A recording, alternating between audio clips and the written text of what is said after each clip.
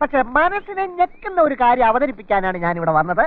ഞെട്ടരുത്. Virgin ആണെന്നുണ്ടെങ്കിൽ blood കാണണം. നിങ്ങൾ തന്നെയാണ് വീണ്ടും കൊളാബറേറ്റ് ചെയ്യുന്നത്. അല്ലെങ്കിൽ ആദ്യ രാത്രിയിൽ ബ്ലഡ് കാണണം. അപ്പൊ നമ്മൾ കണ്ടിട്ടുണ്ട് നോർത്ത് ഇന്ത്യൻസിനൊക്കെ കുറെ അത് ഇഷ്യൂസ് ആയിട്ട് വരുന്നു. അവരെ പല്ലെറിഞ്ഞിട്ട് കാര്യമില്ല, ആരാണെങ്കിലും ചിരിച്ചു പോകും. ഇന്നലെ വീട്ടിൽ ചെന്നിട്ട് ഞാനിത് ഓർത്ത ചിരിച്ചെന്നറിയോ? എന്താണ് വേർജിനിറ്റി എന്ന് വെച്ച് കഴിഞ്ഞാൽ അതിനൊരൊറ്റ സാധനം അതിന്റെ എന്ന് പറയുന്നത് സെക്ഷൽ ഇന്റർകോഴ്സിൽ ഏർപ്പെട്ട് വെർജിൻ എന്ന് പറയാൻ സെക്ഷൽ ഇന്റർകോഴ്സിൽ ഇതുവരെ ഏർപ്പെടാത്ത ആള്.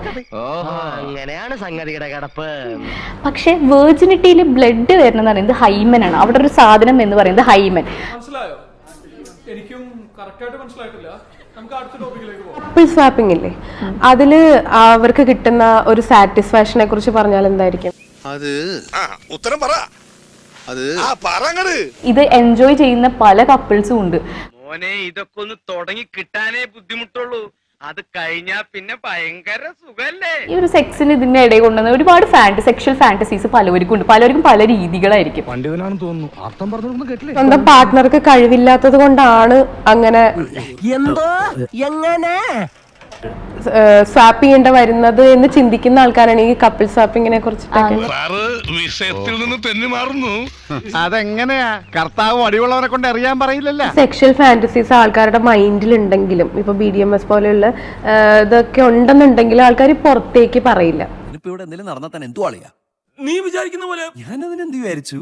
ഏറ്റവും കൂടുതൽ പണം ഉണ്ടാക്കുന്ന ഒരു ഇൻഡസ്ട്രിയാണ് പോൺ വീഡിയോ. അപ്പൊ അവർക്ക് രസം കൂട്ടാൻ വേണ്ടി ഈ BDSM ഒക്കെ ഭയങ്കരമായിട്ട് പ്രൊമോട്ട് ചെയ്യും. അപ്പൊ ഇതാണ് ഇത് കണ്ട് ചിലർക്ക് ഇതിന്റെ ഫാന്റസി കൂടും. കാര്യമായിട്ടാണ് പറഞ്ഞത്, തമാശക്കാണ്? കാര്യമായിട്ട് തന്നെയാ പറഞ്ഞത്. എന്നാ കൊള്ളാം.